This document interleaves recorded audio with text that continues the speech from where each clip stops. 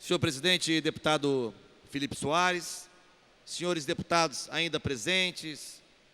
cidadãos nas galerias, em especial os aprovados no concurso para o Poder Judiciário do nosso Estado, a quem me dirijo mais uma vez, agora olhando de frente para os senhores e para as senhoras, falando não apenas como deputado, que essa é uma condição circunstancial, mas é a minha condição permanente é de servidor público efetivo, concursado, sou professor da Universidade Federal Fluminense, sei o esforço que é participar de um concurso público, ser aprovado e a angústia que todos sentimos, aguardando, deputado Tio Carlos, a nossa efetivação, a nossa nomeação. Portanto, como servidor público principalmente, a minha solidariedade é essa luta para que a gente possa efetivamente, num primeiro momento, suspender a vigência do concurso, já prorrogado, e no momento seguinte, isto tendo obtido, partir para dentro do Poder Judiciário para conquistar a nomeação e efetivação de cada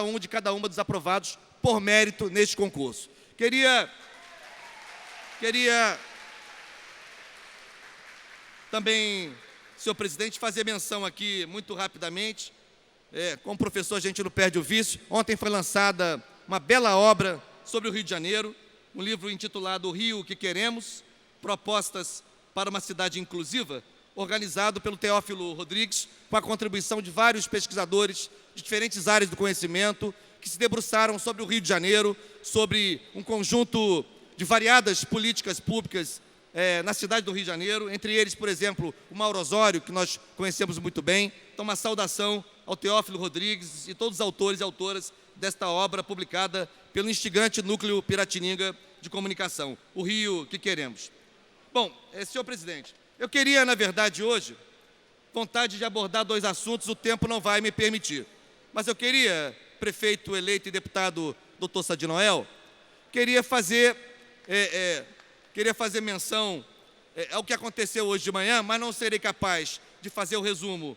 tão qualificado como já fez o Paulo Ramos, mas apenas estabelecer um nexo, estabelecer, Paulo Ramos, uma analogia entre esse debate sobre, e essa luta, mais que um debate, esta luta, esta guerra de trincheira contra a privatização da SEDAI e pela manutenção, portanto, da SEDAI pública, estatal, indivisível, estabelecer um nexo entre esta luta e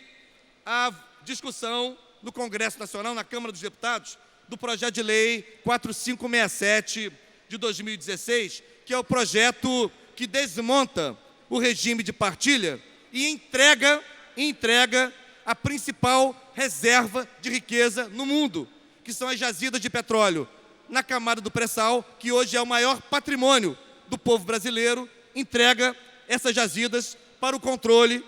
das grandes petrolíferas internacionais, das 6 grandes irmãs lideradas pela Chevron. Eu quero fazer essa analogia, presidente Felipe Soares, porque, na verdade, no Rio de Janeiro, o debate e a luta contra a privatização da SEDAI nos faz indagar diretamente o seguinte: como pode um governo estadual incompetente, falido, que quebrou as finanças do nosso Estado, não paga os servidores, parcela 13º, promove farra fiscal, assume taxas de endividamento absolutamente temerárias, como pode este mesmo governo querer privatizar uma empresa superavitária? Hoje, na audiência pública, quando debatíamos a partir, por exemplo, da intervenção feita pelo deputado Luiz Paulo, que trouxe uma série de indicadores sobre a situação econômica, orçamentária e fiscal da SEDAI, nós constatamos que a SEDAI goza de uma situação orçamentária e fiscal muito, mas muito melhor que a do próprio governo do Estado. É uma empresa superavitária. Portanto, nós temos que interrogar que interesses obscuros presidem esse processo de privatização da SEDAI. Portanto, da mesma maneira, este movimento entreguista, liderado pelo governador interino Francisco Dornelles, que não é o governador eleito, é apenas um governador pro tempore, não foi eleito para governar o Estado, mas tem larga tradição privatista, faz um movimento entreguista em associação com a diretoria, com a nova diretoria do BNDES, ela mesma, esta nova diretoria, vinculada e associada ao governo ilegítimo do usurpador Michel Temer, que quer também, através desse projeto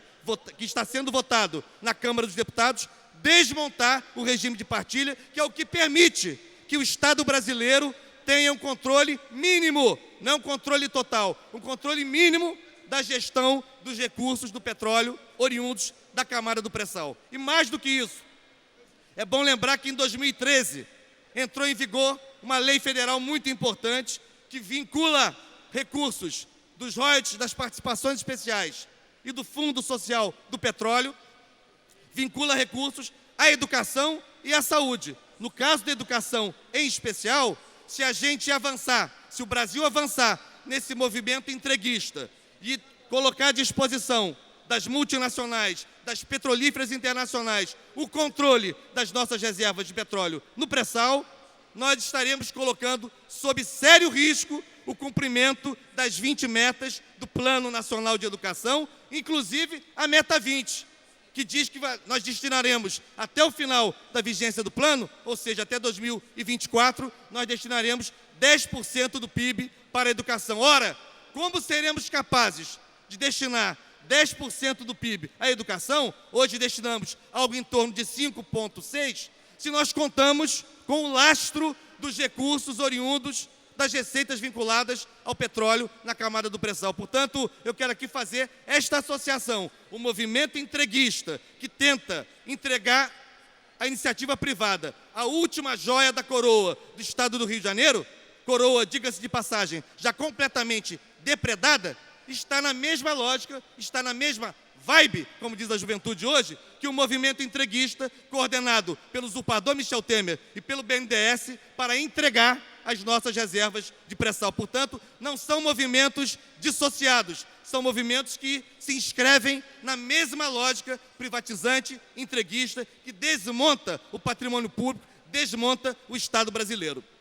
E por último, senhor presidente, eu queria fazer menção a duas, até na presença dos concursados, aprovados, legítimos postuladores de uma vaga no Poder Judiciário do Estado, eu queria aproveitar até a ocasião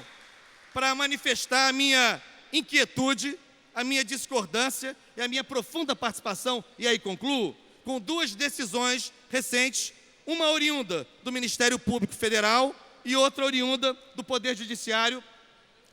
em primeira instância. A do Ministério Público Federal chama a atenção o Procurador da República, Fábio Moraes de Aragão, que pretende proibir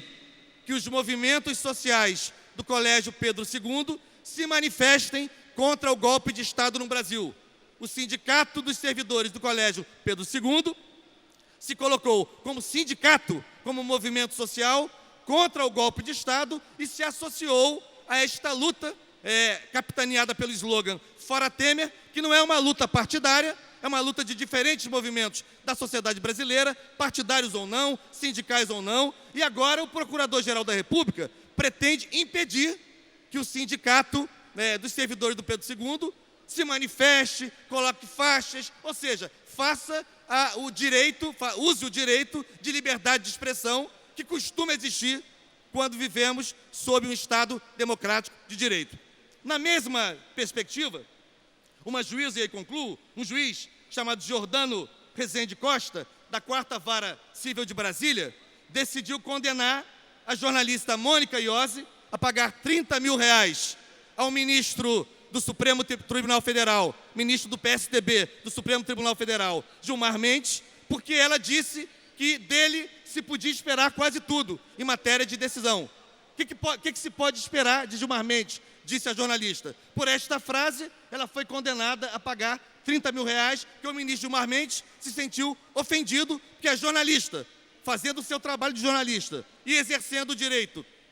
de livre expressão que cabe à imprensa livre numa democracia, disse que tudo se pode esperar do juiz, do ministro do Supremo, como Gilmar Mendes. Essas duas decisões colocam sob grave risco a liberdade de expressão no Brasil e nos fazem crer que caminhamos a passos largos para um regime de exceção, onde as manifestações, onde a livre expressão, onde a livre organização tendem a ser cada vez mais constrangidas. Desta tribuna, eu não vou me calar na defesa da soberania popular, da democracia e do Estado Democrático de Direito. Muito obrigado, senhor presidente.